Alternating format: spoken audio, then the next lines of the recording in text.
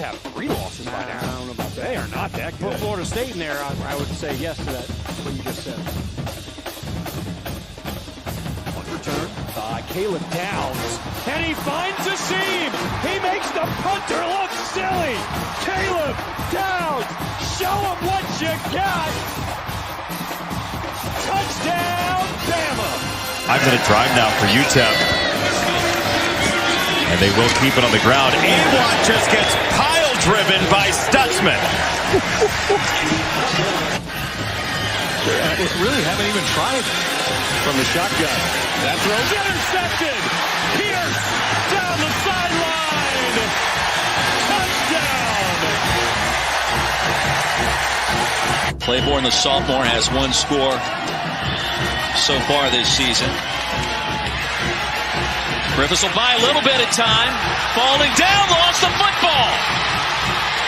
Play is still live. And recovered by the Monarchs. Lamarian James will take it the other way for the ODU touchdown.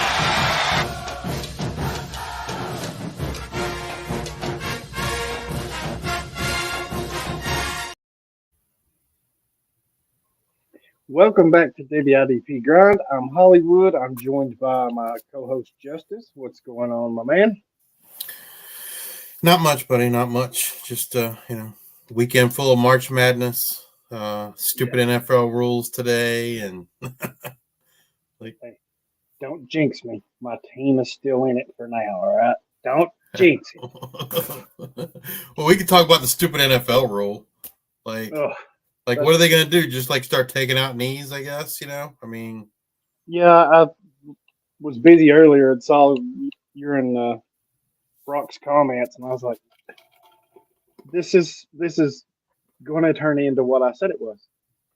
Football is going to eventually turn into a flag football sport, and I'll be done.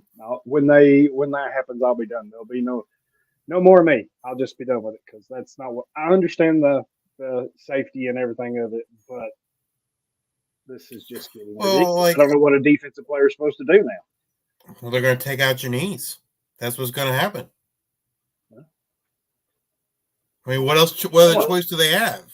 Like, yeah, I know. There aren't a whole lot of other options. I mean, I feel like, I mean, I don't know. It's going to be your lower legs. Yep, and it's going to take somebody getting severely injured, as in career-threatening injury, to force them to change it. That's what. Then it'll be like, oh, you can't attack their knees. Okay, well, where can I hit them?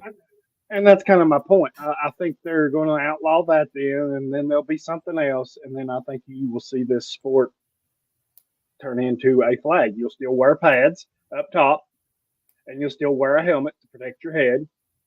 But they already don't wear pads below the waist, so stick flags on them, and there you go. That's what this game will be, and I'm telling you, I'll be done. That's terrible, man. Terrible. I'll switch over and start watching hockey. So, and welcome to Devy IDP Grind, where me and Justice is on a rant early today. Yeah, I agree. I don't know what the answer is, but they're making it where you can't do anything defensively, and I don't know what you're supposed to do. So anyway, it's like the helmet, like the helmet to helmet contact. Like so many times, like you see, like the ball carrier, whether it's a running back or receiver, they lower their head, right? I don't like. To me, the penalty should be on them, right? Because they initiated that head to head. Clearly when the defensive guy leads with his head and hits their head, like in a normal stance, that's different. But so many times, like the guy's going in for a tackle and the ball carrier lowers his head, and he's the one kind of really causing that head to head contact. So yeah, and this all kind of started back with the targeting thing, right? Because they're saying you can't, like you said, you can't lead with your head. You're supposed to hit with your shoulder. Well, I've never played a game of football in my life where I went to tackle with my shoulder that my head didn't naturally go the same go way. with that. Yeah. So, I mean, you can tell when watching a play, if you have any sense at all, you can tell if a player is directly using his head or if he's trying to do the right thing. And I just think that's kind of where it all started. And Sometimes it's the offensive player though that causes it, but like the defensive player gets the penalty, which is bullcrap. But true, yeah, because how many times, like you said, we've seen a running back come through the hole or something, or getting ready to have contact, and what's he do? Drops his shoulder and his head goes with it. He's initiated. So we'll just have to see kind of how this plays out, I guess. I kind of hate it for the game of football, but I understand the safety side of it, but I think they're just they're going to ruin the game overall. I think there's better ways or other ways that they could do this. Not a lot of news and notes, but there was some interesting news and notes. So, and some of this is recruiting. I'll get to that real quick. So, yesterday was a busy day, especially for USC. So, Sunday afternoon, they got a big recruiting flip from five-star Justice Terry in the 2025 class. He was already committed to Georgia, and he flipped to USC, which is kind of surprising. You don't tend to see a lot of that, especially this late in the cycle. You know, I know it's 2025, so they still have a senior season, but typically when a high-rated recruit has committed, it's because he wants to have the process done and enjoy his senior year and not have to fool with that. So usually those top players are kind of locked into. So to see him kind of flip at the last minute here was kind of interesting. And then to piggyback off of that, within just a few hours, USC landed 2025 five-star edge Isaiah Gibson from Warner Robins, Georgia. So, you know, they got Justice Terry to flip, and then they get Isaiah Gibson to commit. Gibson's the 8th best edge, 76th overall player, and he had 17 sacks and 55 quarterback hits last fall as a junior. And then Terry, the switch, he's the number 2 defensive lineman in this class and number 8 overall recruit in the class. So USC gave up, I believe I saw 430 something yards on an average, 432, I think it was, average yards per game. I think they gave up 30 plus points per game. We talked about it all year last year, how they were getting roasted on defense. And it appears that they're making an effort to try to change it. I mean, they're opening up the piggy bank, I'm assuming, right? That's why these guys are headed there. That's why you saw the flip. And I would say I didn't see anything to that effect, but that would be my guess. And they made some coaching changes too, if I remember correctly, on defense. So will it be better than what we saw last year?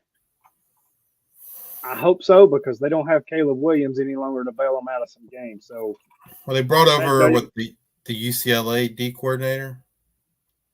I think it was, yeah. And then they got the guy from North Dakota State. The head coach there too. Yep. Yeah. Maybe they're co-D coordinators. Maybe I don't remember off the top of my head. So they're making the effort to try to get better. I guess, you know, we'll just have to wait till the season starts and see. I'm going to skip here. Alabama lands a commitment from 2025 four-star Darrell Johnson, who was ranked as the 5th best linebacker, 48th player overall. That's a pretty decent get for them. I've been thinking about this the past week, and it was something Sal said, you know, where do we look, you know, like with Caleb Downs moving or players graduating or going to the NFL, what positions do we kind of look at? And we kind of mentioned Alabama a little bit, but it got me thinking, this ain't going to be the same Alabama we're used to seeing, because we've talked about this at length too. Saban's no longer there, right? So this is a complete, well, I won't say a complete, but it's as close to a complete overhaul as you can get. You know, they have players like Tony Mitchell, who at safety they drafted in. They have I believe it's Sean Murphy at linebacker who they drafted in. Well, this is not DeBoer's guys. So for me, I think those guys with Chris Braswell and those guys moving on to the NFL, naturally a Murphy and a Mitchell would be the next guys up. But I don't know that to be the way now that you have a new coaching staff in place. My initial thought is yes, because they've been on campus and you're going through a transition, so you kind of want to go with the guys that's there. But you know as good as I do, anytime a new head coach comes in, he kind of wants to put his stamp on things right away. So, and this is a new guy for him, right? This is a new coaching staff, a new recruit. So Daryl Johnson, I think, is going to be a key player for them in a couple of years. You know, you're probably looking at 26 or 27 because he's 25. Well, yeah, probably 26. But do you think that maybe he'll excuse me, I'm getting over a cold. Do you think that maybe they'll roll with most of the older players, or not older players, but established players that are already there at Alabama? Yeah, I think so. I mean, minus the guys that followed him over from Washington, right? But I don't, and I don't know if any defensive guys followed him over. Most of the defensive guys at Washington were, seniors, and they're up there in the NFL draft. So, I want to say that maybe there was a safety or something that might have followed him over, but yeah, I would expect so. Yeah, and I saw that Proctor, the big tackle that transferred out, is now transferring back or potentially transferring back. So. I was going to say, is that official or that's just a rumor? I haven't seen anyone say it's official yet, but. Yeah, I haven't seen it's official, but it looks to be, from what I saw today, that looks to be trending that way, if you will. So I guess that's, to me, that kind of, and I hate to say it because my instant reaction is kind of what you said a minute ago. NIL money, right? Are they throwing more money at him to get him to come back or stay or whatever? So, and we won't know that unless somebody tells us. But at today's age of the game, that's the initial reaction. How much money's involved? So, running back Trevor Etienne, who just transferred in to Georgia. Sunday was a busy day as he was charged with DUI and reckless driving early Sunday. Go Bulldogs. You all be consistent with your stuff. We love it. You'd think at this point, like, they'd hire a team driver or something, man. I don't know. You would think exactly. You would think work they some would have kind of deal with Uber or Lyft, man. Like, oh my gosh, dude! Just the what's the word? Perception. The look on their team, you would think that they would have to public relations, the PR. You'd think they'd have a PR team that would say, "Hey guys, y'all can't be doing this." Just how many times did we talk about it last year? A lot. And it wasn't just Jalen Carter; it was other players, and yeah. So I don't know. There seems to be a problem down there. Yeah. There seems to be a problem in Athens. And then a couple more pieces. Clemson has now filed a lawsuit against the NCAA, or not the NCAA, the ACC. Sorry. They have joined Florida State and them as they are. It's over the exit penalty to leave the ACC, which I believe I read was $140 million, which is ridiculous. But if I'm the ACC, I'm kind of sticking to this, right? Because if you get an inch on this, your conference is done. They're gone, buddy. They're gone. They're done. Yeah. Done. And they're gone, and the conference is done as we know it. Like, yeah. They're the next Pac-12. Yeah, I mean, I think what they would do is I could see them scrambling to add Washington State and Oregon State to try and stay relevant. But, I mean, you got to figure, like, if this happens, I don't know, 4 to 6 of the ACC teams are gone probably to the Big Ten and to the SEC. Florida State, Miami, North Carolina, and Clemson would be the first 4 out the door, I think. Well, the problem with North Carolina is I think they can't do anything unless NC State does something.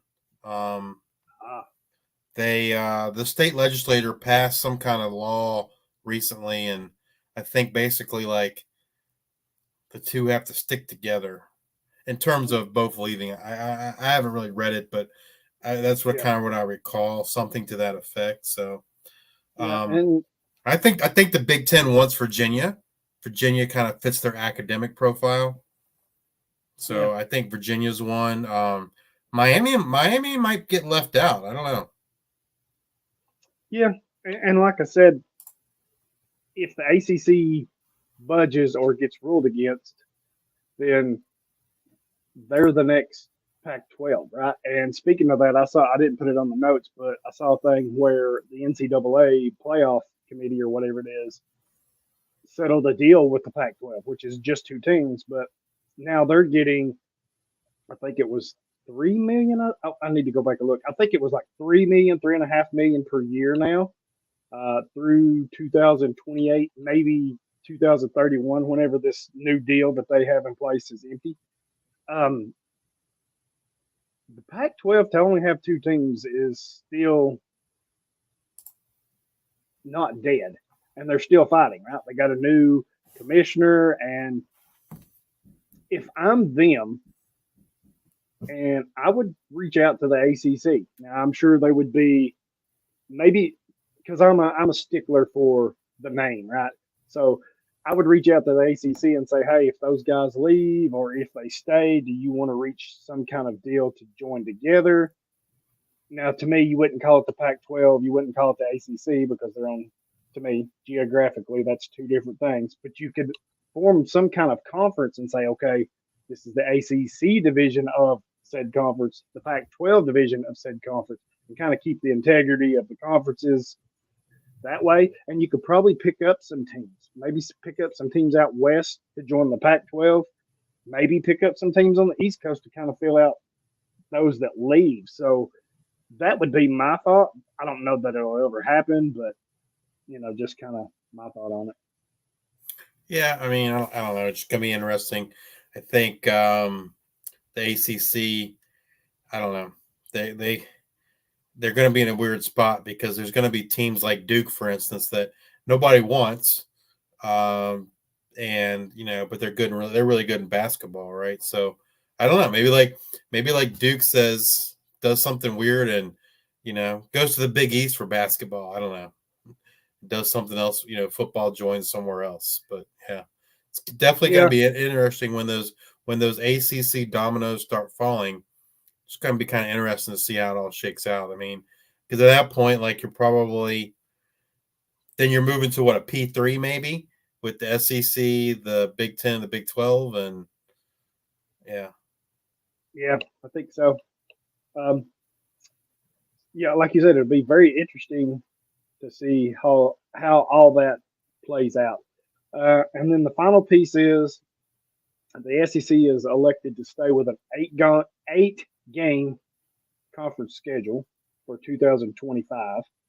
And it will be their first season in conference history since 1991. It'll be the first time since 91 that the conference doesn't have divisions. So it'll be a full 16-team, one division. Top two teams get to play in the SEC championship game. So some changes coming conference-wise. They didn't say that they would not expand to the 9-game schedule, but for now they want to stick at 8, see how everything's playing out before they try to make adjustments, which kind of tells me maybe they want to see what the rest of this realignment thing happens, especially with the ACC. You don't want to change something now and then next year you've got more teams and you have to change again. So I think that kind of makes sense. Just stay with the one division, top two, fight it out, and then see where it goes from there. Yeah. And that kind of does it for our news and notes. We want to thank our sponsors over at Trophy Smack for donating our hardware to our Listener League winners. Good quality stuff, well made, looks good, feels good, and as a champion, you deserve something like that. So we thank them for sponsoring us on that. Action 24/7. It's a completely revamped site for them, locally owned, for Tennesseans, by Tennesseans. And man, it's been so fun during the March Madness tournament to go over there and see their odds and place a few bets and stuff. So go check them out. And then myfantasyleague.com sponsors our listener leagues as well. They comp us on those so we don't have to pay, and we can keep y'all playing listener leagues for free. I know there was a buzz earlier this week about them going up. I think it was another $10 on their but I think fees. But like those people that tweeted that was, I mean, like I took it at face value, and I'm not in any leagues where I'm the one responsible for paying, but I talked to Chop, and he said, like, the increase only applies if you wait until exactly. Like, that's my. If you paid the early bird, you still get the same early bird price as last year. So right. It's a little disingenuous on those tweets. It is, and that was my whole point. I wish Chop was here to say that, because that was exactly my first thought too. And I was like, because when I first read it, I was like, oh man, they're going up $10, and I was like, well, $10 in the grand scheme of things, the way the world is going now, that's not a bad inflation rate, right?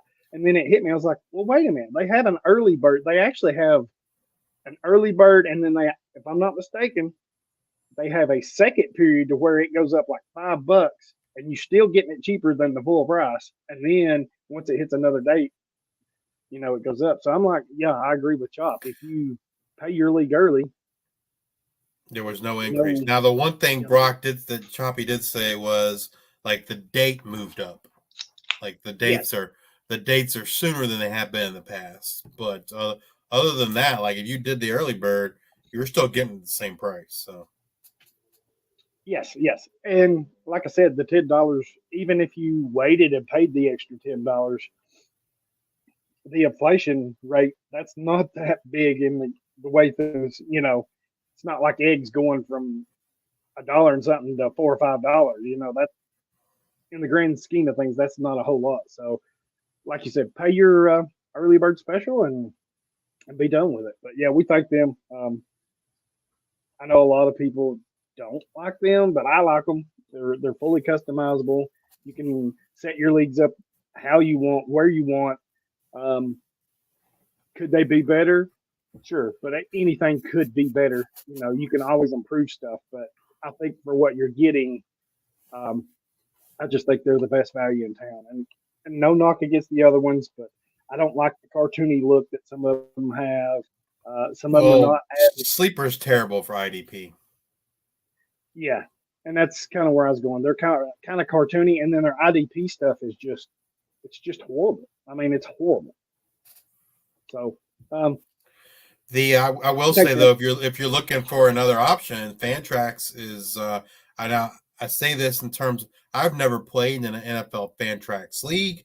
I have gone in and looked at the settings, and as far as customization, they got it, buddy. I mean, like, I feel like there's pretty much anything you can do in MFL in terms of scoring customization for IDP. You can do the same in Fantrax. The one thing I'm not sure about is how Fantrax would handle leagues that were multiple copies. I'm not quite sure how that would work. I think it's doable, but I've never played with it. I mean, I play in a basketball league that's, it's 3 multiple copy leagues.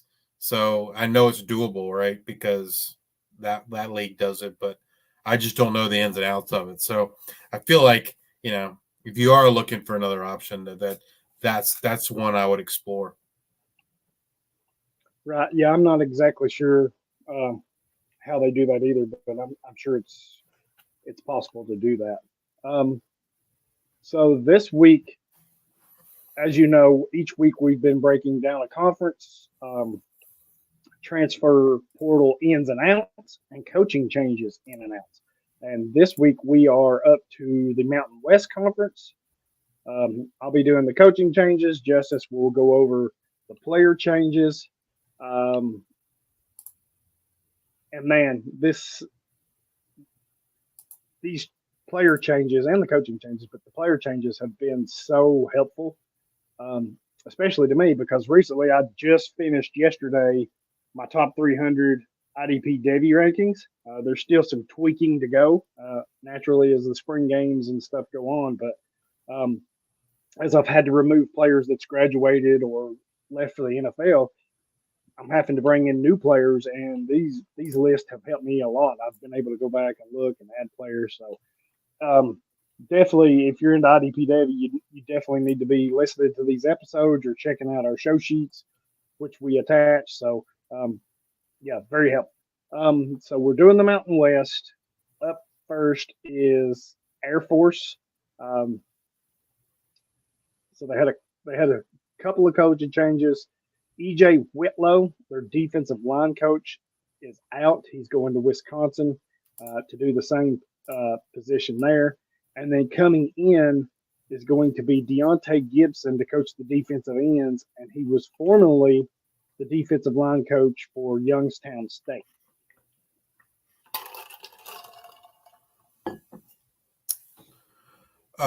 Player wise, Air Force, like Navy and Army, they don't take in transfer portal kids. But they can't have folks leave through the portal. Basically, I think it comes. Luke and I just interviewed the Air Force guy last Friday. The episode's dropping this week, and he kind of explains the process about that. But there's a point in time where they can decide, hey, this isn't for me. I want to get out, and then they don't have to do their military service commitment. But yeah, watch the episode that drops this Friday on for the G5 Hive, where we talk to the gentleman about Air Force. But so they can't have guys leave through the portal, but and they can't bring anybody in. But they do lose quite a few players this year out of eligibility, both offense and defense. There's a lot of attrition, a lot of returning production that Air Force loses.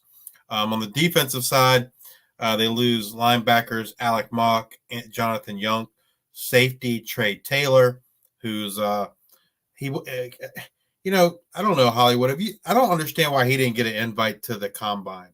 When I tried finding information on it, like they basically said, well, military academy guys don't usually get invites, but like he won the frickin' Jim Thorpe Award, right? I mean, I don't know. Just I feel like he's got a great shot at getting drafted, but I just could not understand why, he was not one of the combine invites. Just struck me as very strange.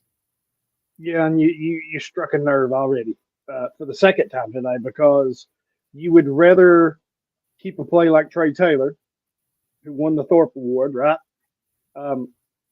You would rather say, oh, well, he's a military and they don't typically get drafted, so we're not going to invite him.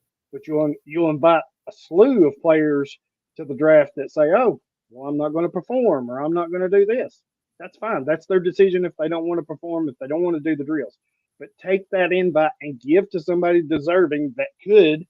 Trey Taylor, that could have been his opportunity to be in front of all the scouts and show what he can do. Now he's got to do a pro day where some teams may show up, some teams may not. I just really hate that whole thing for the combine invites. I think it's a popularity contest, like everything else with sports. And that's not fair to some of these guys. There's a lot of good players that don't get these invites that could benefit from them. So sorry, you It's all right, man. I mean, I think at the end of the day, Taylor will get drafted, but still, he definitely deserved a combine invite. Yeah, I think he will get drafted too. I mean, I think he's one of their two biggest losses defensively. I know you talked about Mock and Youngblood, their linebackers, but Taylor was third on the team in tackles with 74. He had 3 interceptions, 4 pass deflections. I mean, he was a little bit of a do-it-all for them, 5 tackles for a loss. And the other one is going to be Bo Richter, their pass rusher, 19.5 TFLs and 10 sacks. So I know they're going to miss their linebackers, but I think those two are going to have a huge impact on their team being gone next year. Yeah, I know Bo Richter has NFL aspirations as well. Not sure that he'll actually get drafted. He might be more like a UDFA. But yeah, I mean, Trey Taylor not getting a combine invite, that was criminal, if you ask me. They also lose their other two starting safeties, Jonathan Goodwin and Jalen Mergerson, all out of eligibility. So that's their top 6 tacklers that are gone from last year. As you mentioned, Bo Richter as well is out of eligibility, and he has NFL aspirations. So yeah, they've got to replace a lot of production there on the defense. And you'll have to excuse me that when we talked to the Air Force guy, we asked him all these questions, and he spouted off names, for us. But my brain is not working very well today. I don't really recall some of the gentlemen that he told us to look out for. But again, that episode's dropping on Friday, and encourage you guys to listen if you're interested in learning more about Air Force and kind of who steps up in these roles for them. They don't bring anyone in through the portal, so pretty much everything they do, is done in house. So yeah, right. And these military universities, colleges, whatever you want to call them, academies, I guess is the proper term. They're a little different in the aspect that, yes, these players, just like any other college player, has NFL aspirations or pro aspirations. It doesn't have to be the NFL, right? But they're kind of dealing with stuff that on a bigger scale is greater, right? They made a commitment to their country, so there's commitments that they have to meet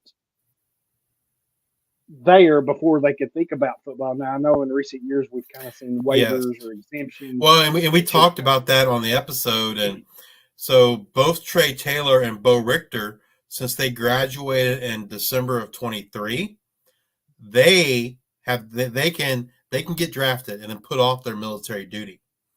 But if they were to not graduate until May, then they'd have to do their military duty first. So they've kind of already filled their commitment per se, in a way. Well, they get basically what he said is they get the, like, for instance, for them, the two of them, since they graduated in December of 23, they get to put their military commitment on hold, basically, to pursue an NFL career. Once the NFL career is over, then they have to go back and honor that commitment.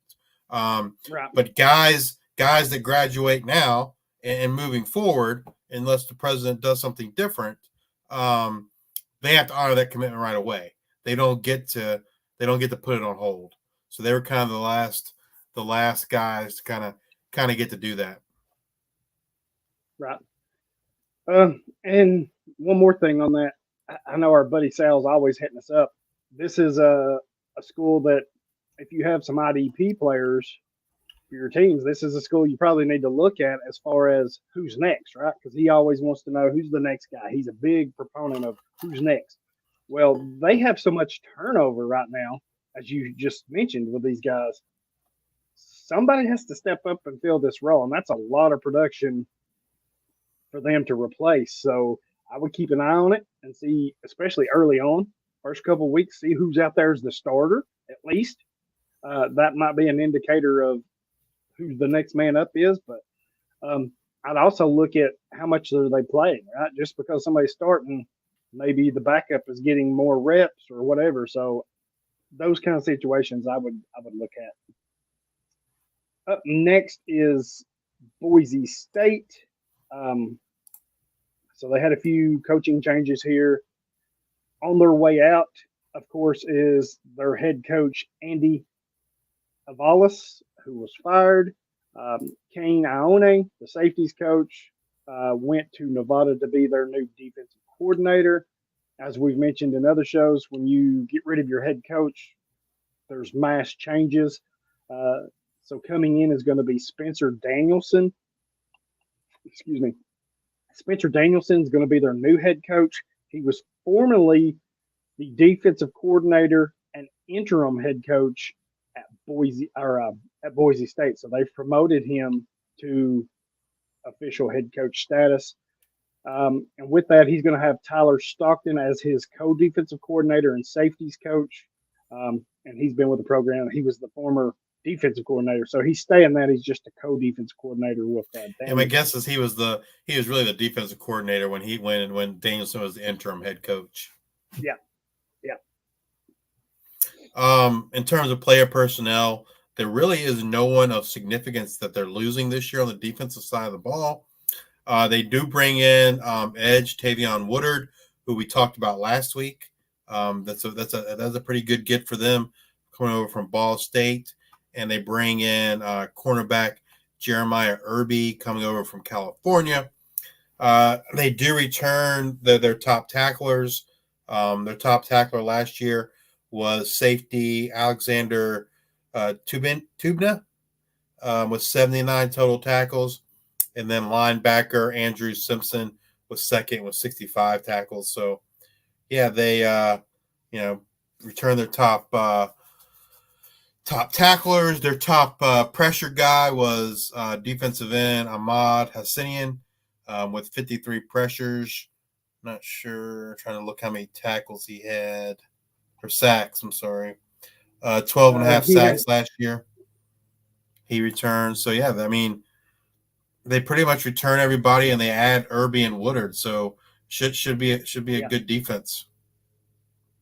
And I like Hassanian as far if you have a league that really rewards pass rushers. I think he's a good one to try to look at as a low-key guy for your IDP rosters.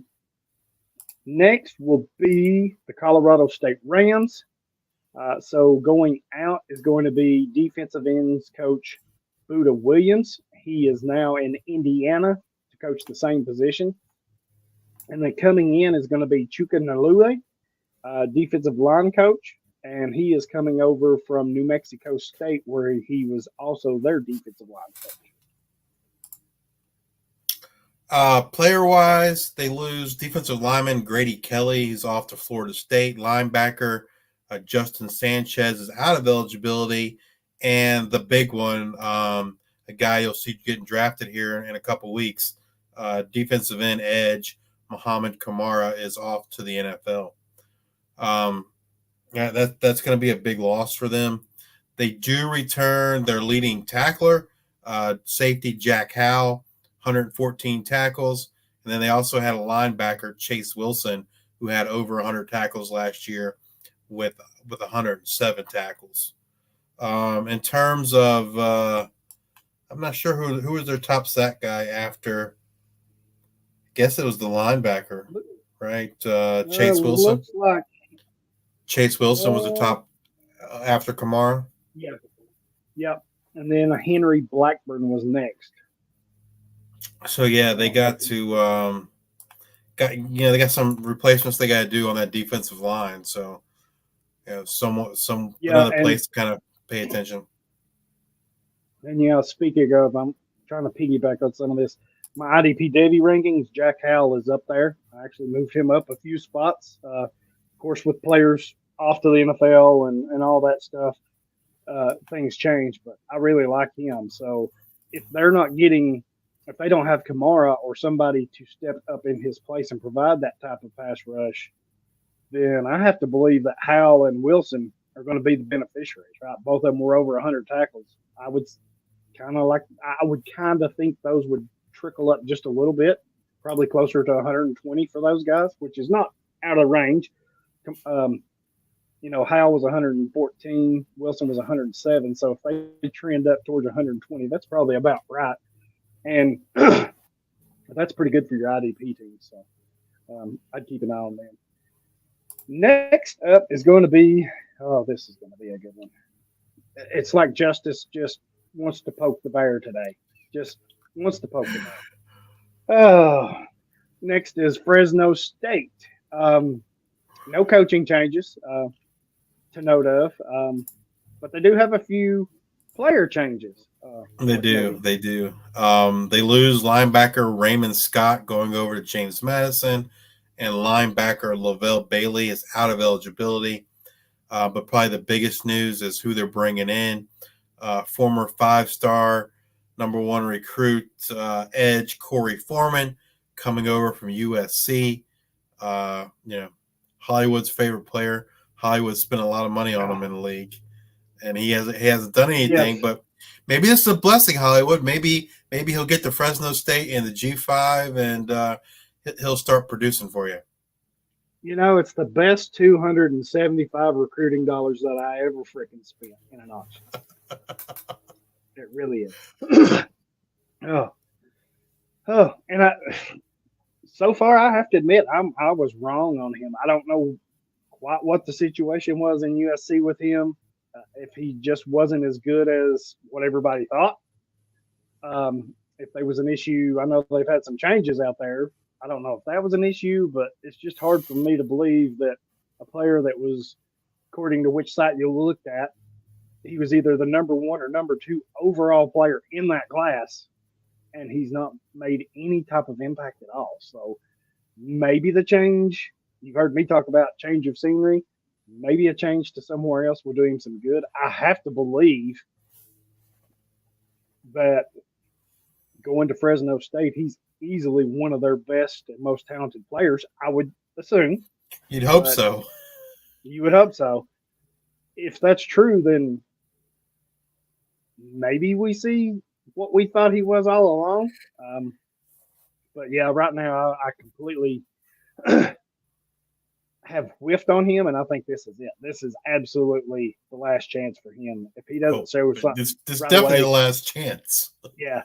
I mean, if he doesn't show something right away, I would hate to do it, but I would have to consider cutting him. Or, because you're not going to get anybody to trade for him. If you do, it's going to be, I don't know, what, I throw in flyer pick, so you're not going to get your value out of him anyway. So, but I hope it works out for him. More importantly, I hope it works out for me. Well, back to who is returning for Fresno State. They do return their leading tackler and safety, Dean Clark, that had 80 tackles, and their top linebacker, Malachi Langley, at 79 tackles. So, yeah, hopefully Foreman can get it together, and Fresno State looks to be one of the favorites there in the Mountain West. So, yeah, and looking at their roster from last year, they really could use Foreman to be that guy, right? They didn't have, I'm looking at Pro Reference here, they didn't have a single defender with over 10 TFLs. I think their most was Morris Norris with 9.5. And as far as pass rush numbers, Jacob Holmes led the team with 5 sacks. So they desperately need him to be what everybody thought he was going to be, right? Because I think their best pass rusher was David Perales, who was drafted last year or signed as a UDFA last year. So they need a pass rusher. Up next is going to be everyone's favorite team, the Hawaii Rainbow Warriors. Gosh, I hate some of these names. I know I'm going to butcher them. So on the way out is Edie Enna, their defensive tackles coach. He was fired. Steve Irwin, the cornerbacks coach, was fired. And then Jacob Yoro, a safeties coach, left to go to Missouri to be an analyst for them. And then coming in for the coaching staff is going to be Dennis Thurman. He's going to be their defensive coordinator, formerly quality control director at Colorado. Then you've got Jeff Renenbold to come in and coach the defensive tackles, and he was formerly a special teams coordinator in the CFL for the Hamilton Tiger Cats. So that's your coaching changes there. Player-wise, they lose one of their leading linebackers and Isaiah Tufaga, and they bring in cornerback Fabian Ross coming over from USC. They do return their leading tackler, defensive back Peter Manuma, with 88 tackles. And when we talked with the Hawaii guy on the G5 Hive, we asked him about linebacker, and I believe the name he mentioned to kind of keep an eye out for was Jalen Smith. I'm not 100% on that. We did that interview back in, I don't know, February. So it's been a while since when we interviewed him, but I believe it was Jalen Smith. He kind of was one of the linebackers that he mentioned to keep an eye on. Yeah, it looks like Jalen Smith was their third leading tackler with 67. He was their leading playmaker behind the line of scrimmage with 9 TFLs, and then not much as a pass rusher, only 1.5 sacks, but yeah, third leading tackler, and then their best player behind the line of scrimmage. So, yeah, that may be a name to keep an eye on. Next is going to be, make sure I ain't missing one here, the Nevada Wolfpack. Few changes here. So, again, head coach, top of the food chain, is out. Ken Wilson was fired. Jalen Ortiz, the cornerbacks coach, went to Utah to coach cornerbacks there. Al Lupahua, and I probably said that wrong, but the defensive line coach, he left to go to San Jose State and coach their inside linebackers. I do like what they brought in. They brought in Jeff Choate to be their head coach. And if you know that name, he was the former linebackers coach at Texas. So I like that for them. Joining him on his staff is going to be Kane Ione to be the DC or defensive coordinator, and he was the safeties coach at Boise State. They've got Joey Thomas coming in to coach defensive backs. He's following Choate over from Texas. He was an analyst there. And then you got Parker Henry, who's going to come in and coach special teams and linebackers, and he's coming over from Portland State as an assistant. Player-wise, they lose safety Richard Toney off to TCU, and their leading tackler, defensive back Amani Johnson, is out of eligibility. They bring in linebacker Austin Harnerloo from Washington, safety Keaton Crawford from Texas, safety Keyshawn Cobb from Nevada, safety Dallas Mallinger from West Virginia, and edge Caden Johnson from Wisconsin. So they bring in a lot of safeties there. Like I said, they lose their top tackler guy, which is Amani Johnson, with 90 tackles. Their top linebacker that does return is Drew Watts, sophomore last year, had 56 total tackles. This really isn't. I mean, maybe it'll change, right, with a new, more defensive-minded head coach, but this isn't traditionally a defense that you target for production from a fantasy perspective. Yeah, like you said, losing their top 2 tacklers in Johnson and Toney is going to hurt. Probably more Amani Johnson than Toney. Johnson had 99 tackles. Toney had 67. But yeah, they both had 5 interceptions combined. So they're going to lose some talent there.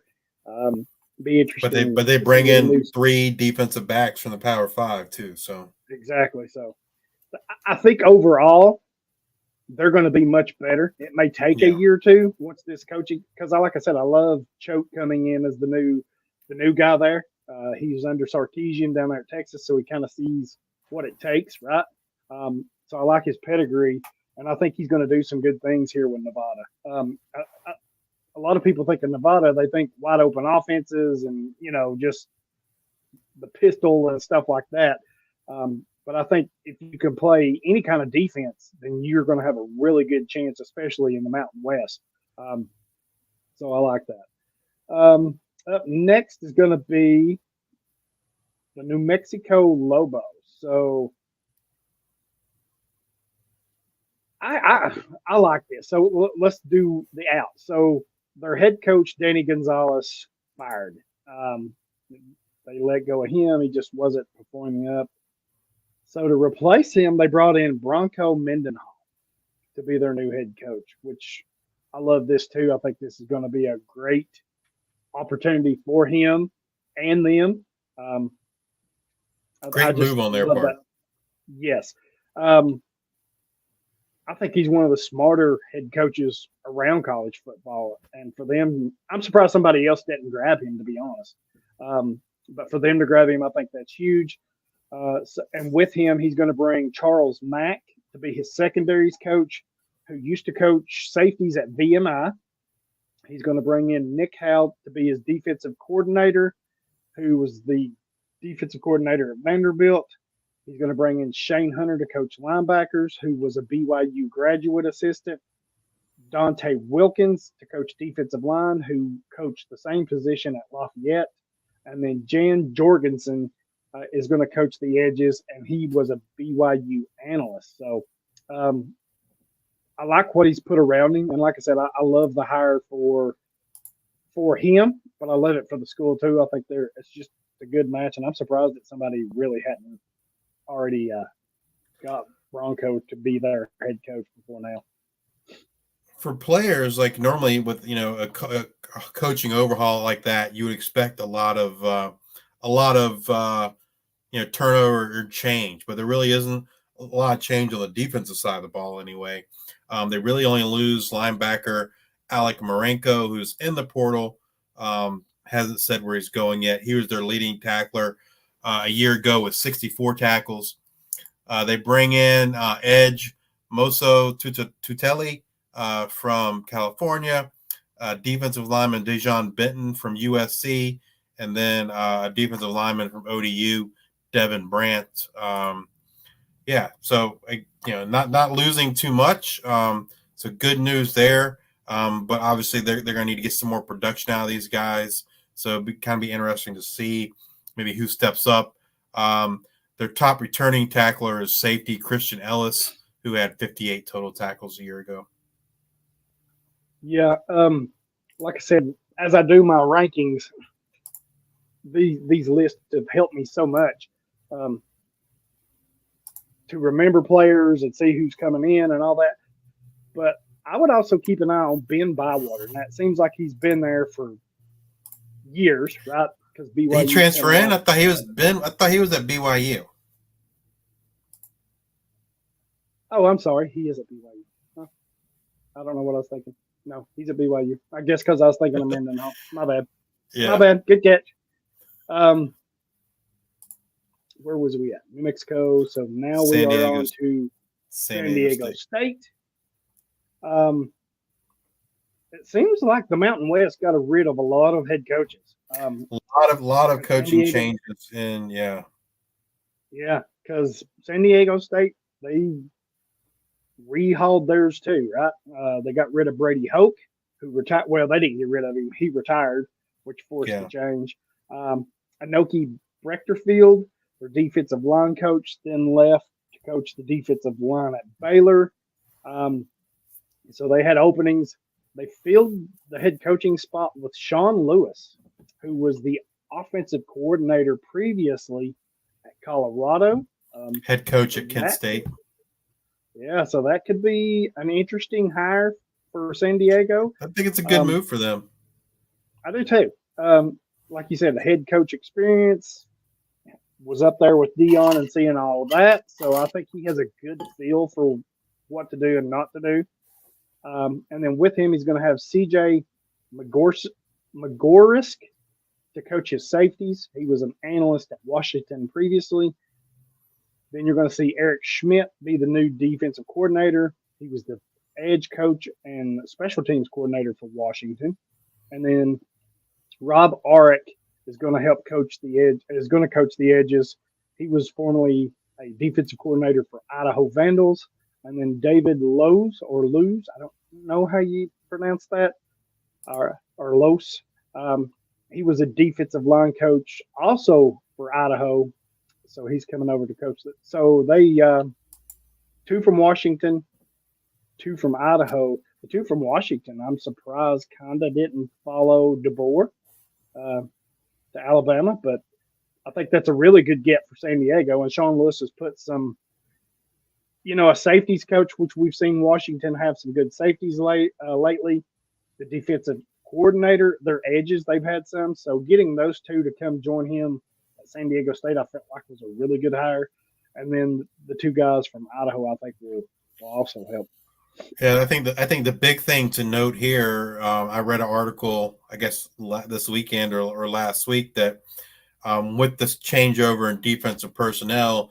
And it's going to be a defense closer to what Washington ran previously, which is different from San Diego. So they're switching to now there'll be a 4-2-5, whereas previously San Diego State was a 3-3-5. So get those edge rushers more involved with that 4-2-5 that they're switching to. Now San Diego State, as you might expect, with a lot of coaching turnover, there's also a lot of player turnover. They lose their leading tackler, linebacker Cyrus Fiasau, off to Arizona State. Linebacker Cooper McDonald to TCU. Safety Marcus Ratcliffe to Texas A&M. Safety Sadarius Barfield is out of eligibility. They are losing 6 of their top 7 tacklers. They do bring in a couple of linebackers that are interesting.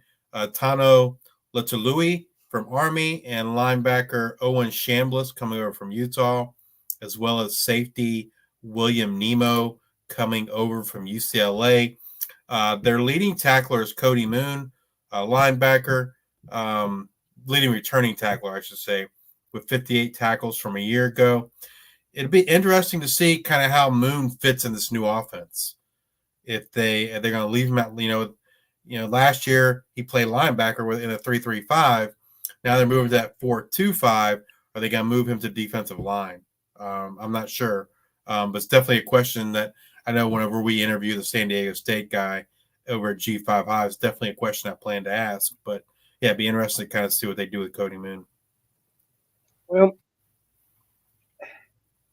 I need to find, if I'm not mistaken, Moon is kind of a slender guy. So he's kind of like, I want to say like 6'2", just a little bit over, let's see, a little bit over 200. Let's see what they say he's listed at, but you can't always go by what they say. So they've got him listed at 6'3", 210. Because didn't he kind of play? He kind of played edge or somebody. Yeah, that's really light for an edge. It is, but I want to say the team, whoever he was with before San Diego State, I thought they had him play a little bit edge. Obviously, outside linebacker. Yeah, he was playing some outside linebacker, I think, for them. Yeah, because looking here, 2022 for New Mexico, he had 105 tackles, but you're right, he did play some outside, 9.5 for a loss, 4.5 sacks. I don't know. Not saying that he can't play that. I just think that's a little light to be playing on the edge. But that's kind of like his role, right? He's been an outside linebacker guy, and in a 4-2-5, he's going to be more of a middle linebacker guy. So it'd be kind of interesting to see how he kind of fits in this new defensive scheme. Yes, I agree. Up next is San Jose State. Again, head coach Brent Brennan is out. He left to go to Arizona to be their new head coach. So, of course, there's a lot of turnover. And I hate these names. Ken Nuitamalo is the new head coach. He comes over from UCLA where he was the tight ends coach. Former Navy head coach. Burns, yes, former Navy head coach. I like that. It's a good hire for them.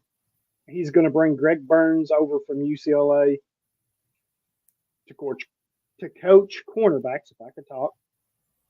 He's bringing Josh Irvin over from UCLA to coach outside linebackers. Al Lupahulo is going to coach the defensive end, and he's coming from Nevada. And then you're going to have Boye Philamayatu is going to coach the inside linebackers, and he was with San Diego State as their defensive line coach. So it looks like the Mountain West had a lot of turnover coaching-wise, as we said, especially at the top, but they filled it with some nice options, right? So I think they didn't just go out and get whoever. These teams really did their homework because they feel like they can make up a lot of ground and improve as a conference with these head coaching moves, and I like them. As you might expect, there is quite a bit of turnover from personnel standpoint. They lose their leading tackler, Brian Parham's, off to Washington. linebacker Justin Eklund off to Bowling Green, edge Trey Smith off to Arizona. They lose 5 of their top 6 tacklers. They do bring in safety Larry Turner Gooden coming over from Texas. Their top returning tackler is Jordan Pollard, linebacker, had 79 tackles a year ago. They do lose the 100 tackle guy and Brian Parham. So, so definitely a spot, like Sal's always asking to kind of pay attention and kind of see who steps up in that middle linebacker role for San Jose State. Yep, I agree. Couple more teams here. We have UNLV Rebels next. So Damon Maguza, their safeties coach, is out. He goes to ECU to coach the same position, and they bring in Nico Farida to coach safeties, and he was promoted. He was an analyst for the Rebels last year, so he's now their new safeties coach. Player-wise, they lose safety Cameron Jenkins to Baylor, linebacker Fred Tompkins out of eligibility, safety Jackson Turner out of eligibility. But they bring in a lot of Power 5 guys to the transfer portal.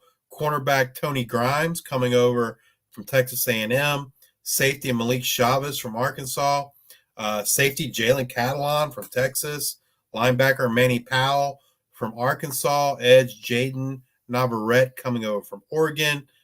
So quite a bit of shakeup on the defense. They do return their leading tackler in Jackson Woodard, a linebacker who had 97 tackles a year ago. But, all those Power 5 guys, they're looking to make some noise here in the Mountain West. Yeah, I was looking at your list here. There'll be a lot of players have to step up for them, but with these incoming transfers, I don't think it'll be as bad, but yeah, they have a little work to do there. Next up is going to be the Utah State Aggies. I really like one of their additions, which we'll get to, but coaching changes. They fired their defensive coordinator, Joe Coffin, and Mitchell White, their cornerbacks coach, left to go coach the same position for the Red Hawks of Miami of Ohio. So coming in to replace Coffin, they brought in Nate Drilling, which I like. Another good quality coaching change or hire. He's going to be their defensive coordinator, where he was the same position at New Mexico State. And then they're going to bring in Jalen Ortiz, who we mentioned earlier. He's going to come in and coach cornerbacks, and he was formerly at Nevada. So with the new coaching change at defensive coordinator and one of these players that you're about to talk about, I really like what the possibility there for them. So they lose safety Devin Dye off to Kansas, and they lose their leading tackler, linebacker MJ Tafisi's out of eligibility. Coming in from the portal, they bring in edge Bryce Cage from Texas State, defensive lineman Maceo Williams from Kent State, defensive lineman Miguel Jackson from Charlotte, defensive lineman Ricky Lolohea from Oklahoma State. And then we kind of get to the linebackers. Linebacker Sean Dolak from Buffalo, linebacker Jaden Pearson from Utah, and linebacker Will Schaefer from Arizona State. I know the initial inclination is like, man, this sounds really good for Sean Dolak, but I'm just kind of, I don't know. They bring in those 2 Power 5 guys, so be interested to kind of see how it shakes out with the spring if Pearson or Schaefer can give Dolak a run for his money there and for that middle linebacker spot that's opened up. Yeah, that'll definitely be interesting to see. If nothing else, the competition for Dolak could be good, right? But I think put him into the role that Tafisi had last year. You mentioned he was their leading tackler with 142. That's a lot of production to replace. But Dolak has been one of those guys. He's been one of the better tackle options for IDP Devy Fantasy that we've seen the past, 2-3 years. So I don't think anything really changes for him unless for some reason he doesn't get that starting job. Other than I think actually he could be just a little bit better. So an experienced guy, I like that for him. And I also like that they have Ike Larson, their safety. They're do-it-all safety back there behind him. He was their second leading tackler, 103, had 4 interceptions, 6 pass deflections, did a little bit of everything for them. So if you can get Dolak to come in and do what Tafisi did or better and still have Larson on that back end, I think they're good. Yeah. For me, I think their big question is who's going to be their pass rusher, right? That's going to help those two. Up next is, I believe this is, don't we have a couple more? Up next is Wyoming, and Oscar Giles left. He was their defensive line coach. He left to go to Houston to coach the same position. Incoming changes, they've got Jay Saville to be their new head coach. He's getting a promotion as he was formerly their defensive coordinator, so he's stepping up. Aaron Bull, who was their linebackers coach, is going to step up and be their new defensive coordinator. And then Jeff Phelps is coming over from North Dakota State, the Division II powerhouse, where he was a defensive line coach. He's coming over to help coach their defensive tackles. So, again, some quality coaching changes. They lose linebacker Caden Hawkins over to Louisiana Tech, linebacker Brady Holman to Missouri, and then the big one is linebacker Easton Gibbs, who's off to the NFL. They don't really bring in anyone of note, at least at this point, on the defense. They do return their second leading tackler, linebacker Shea Suyanao, who had 89 tackles a year ago, and maybe he's going to be the one that'll step up and kind of take over that Easton Gibbs role. Easton Gibbs last year, just over 100 tackles with 101. Right, and they've also got White Weckler, who I like. Safety. We'll see how he goes. Yeah, and then we can't forget Buck Coors down there, man. We just cannot go a show without mentioning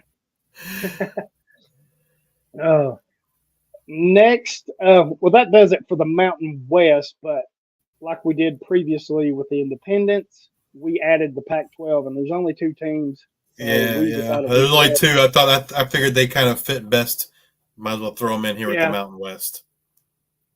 Which, to me, why would these 2 not just join forces? I mean, you're right there geographically. Well, they are. They are. I mean, from a scheduling standpoint, they're playing the Mountain West. They're just not in the conference.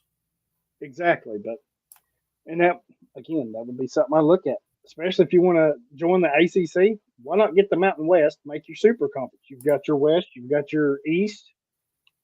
But anyway, so for Oregon State, they had quite the list here. On the way out is Jonathan Smith, their head coach. He's leaving to go to Michigan State to be their head coach.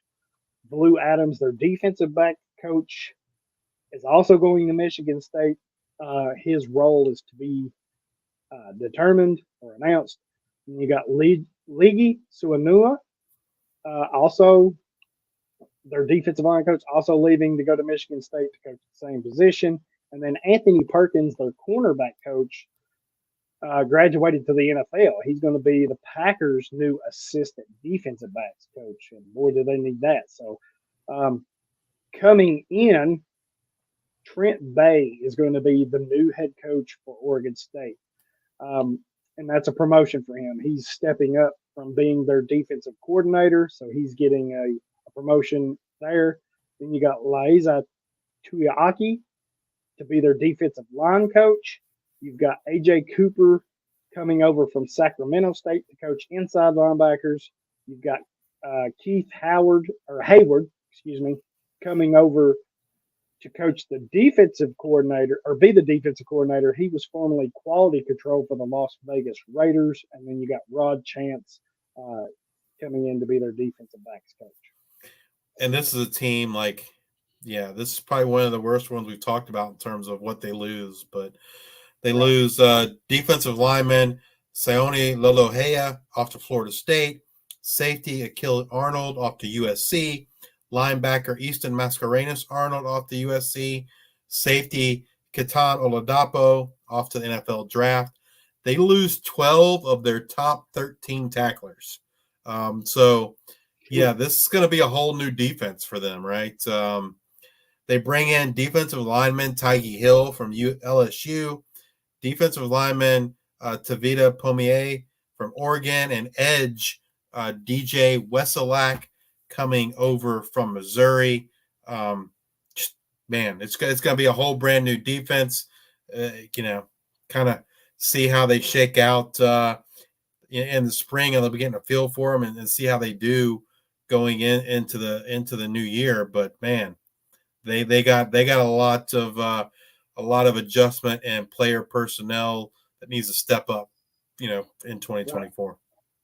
Talking about a complete rebuild, it's one thing to have a coaching staff change or have a lot of players move on, but when you've got both, when you've got a complete coaching change and you're losing 12 of your top 13 tacklers, I believe you said, that's a tall task to grasp there. And then finally, we're going to have the Washington State Cougars. Ray Brown, their cornerbacks coach, left to go be the secondary coach at Boston College. And then coming in to replace him is going to be Alan Brown, who was an analyst for the Florida Gators previously. So they lose linebacker Davin Hicks off to Georgia Southern. Safety Jaden Hicks is off to the NFL. Defensive end Brennan Jackson off to the NFL. Defensive end Ron Stone Jr. Out of eligibility. They lose 5 of their top 6 tacklers. They do bring in a linebacker Keith Brown, Louisville. And they return their leading tackle from a year ago, Kyle Thornton, linebacker, 87 tackles. I think the thing to pay attention to here is kind of who steps up at edge, right? With Jackson and Stone gone, Jackson and Stone were productive guys there for them for a long time, and they're going to have to replace them both. Yeah, definitely some things to figure out for the Cougars as well. That wraps up our Mountain West and the Pac-12, the 2 teams in the Pac-12. Wraps that up. So next week, it looks like we're going to be looking at the Sun Belt Conference, which should be fun. Always enjoy some good Sun Belt topics. Also, you are doing the G5 tonight? Yep. We're doing G5 Hive tonight, 10:15, 10:30-ish. If you're, again, check out the Worker Bee series we're doing over there where we talk to the folks that know the teams the best. We've done interviews with Hawaii and Liberty at this point. And we talk defense too, on those shows, we're basically just trying to get to know the teams better. We talk recruiting, coaching changes, offensive personnel, defensive personnel, NIL, transfer portal.